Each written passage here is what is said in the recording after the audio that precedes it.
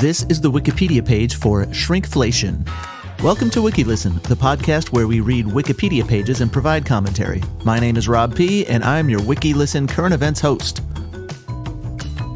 We are talking about shrinkflation. There was an article recently that said Doritos would have 5 fewer chips per bag thanks to inflation. So the price is the same, but you get less. That is shrinkflation. Here we go. Shrinkflation. In economics, shrinkflation, also known as the grocery shrink ray or package downsizing, is the process of items shrinking in size or quantity, or even sometimes reformulating or reducing quality, while their prices remain the same or increase. The word is a portmanteau of the words shrink and inflation. First usage of the term shrinkflation has been attributed to both Pippa Malmgren and Brian Dimitrovic. Shrinkflation allows companies to increase their operating margin and profitability by reducing costs while maintaining sales and volume, and is often used as an alternative to raising prices in line with inflation. Consumer protection groups are critical of the practice. Economic definition. Shrinkflation is a rise in the general price level of goods per unit of weight or volume, brought about by a reduction in the weight or size of the item sold. Citation needed.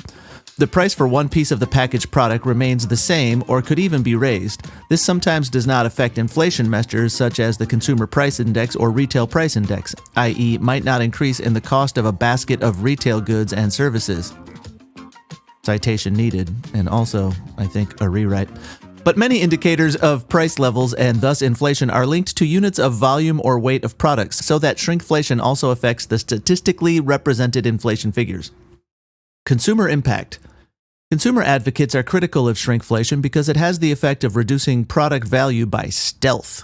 The reduction in pack size is sufficiently small as not to be immediately obvious to regular consumers. An unchanged price means that consumers are not alerted to the higher unit price. The practice adversely affects consumers' ability to make informed buying choices.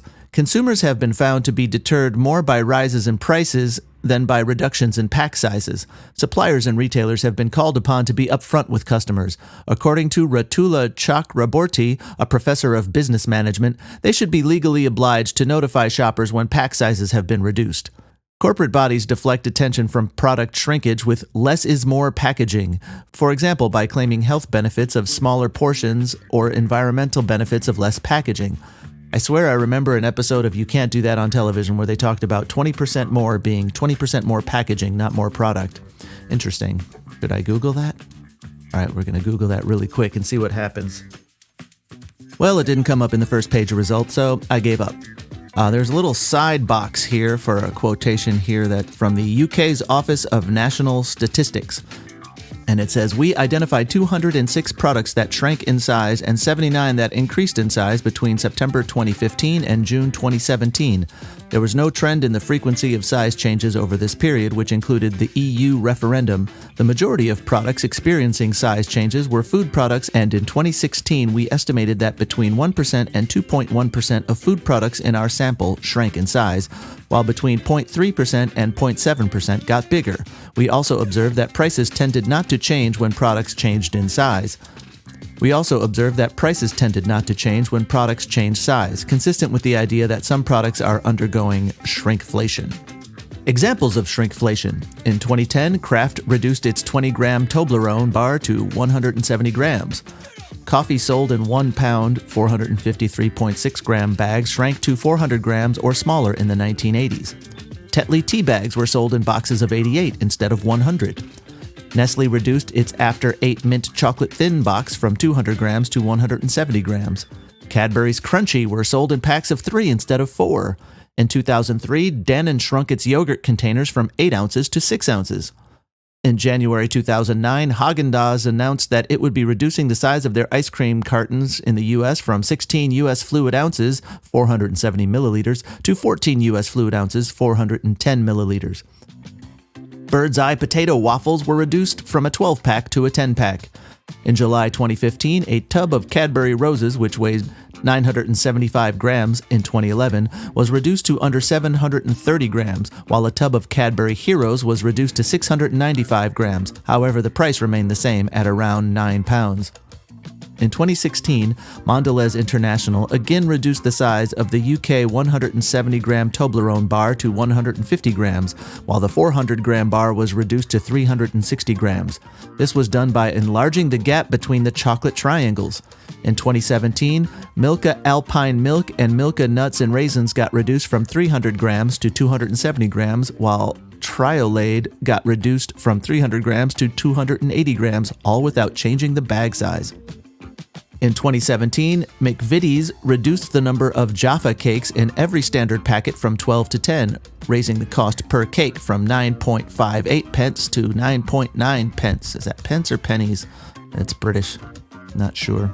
They always say p, but I think that's slang. In 2018, Koopmans reduced the size of their buckwheat flour packages by 20% from 500 grams to 400 grams, claiming renewed on the package, without specifying that renewed only meant that less product was provided. It is unknown whether wholesale prices were affected, while it is certain that retail pricing remained exactly the same. In 2020, Unilever reduced the size of Ben & Jerry's ice cream tubs in Europe, going from 500 milliliters to 465 milliliters, whilst retaining the RRP of around €5. Yes, this is British. Whilst is very British. In 2021, Sainsbury's replaced their 80-gram spicy Thai crackers with a 40-gram packet, but the price was less than halved, resulting in a by-weight price increase of over 15%.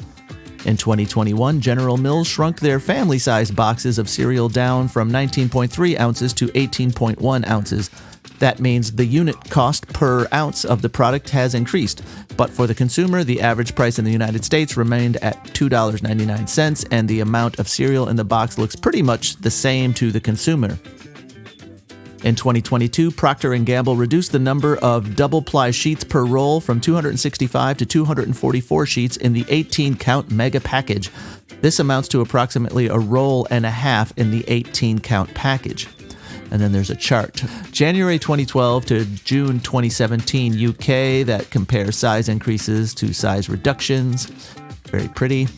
Skimpflation. In October 2021, NPR's Planet Money proposed the term skimpflation to refer to degradation in the quality of services while keeping the price constant, such as a hotel offering a more meager breakfast or reducing the frequency of housekeeping. This has been the Wikipedia page for Shrinkflation. Thanks for listening to WikiListen. You can find us at wikilisten.com and on all social media at WikiListen, except for Twitter, which is at wiki_listen. If you have an article you'd like us to read, let us know.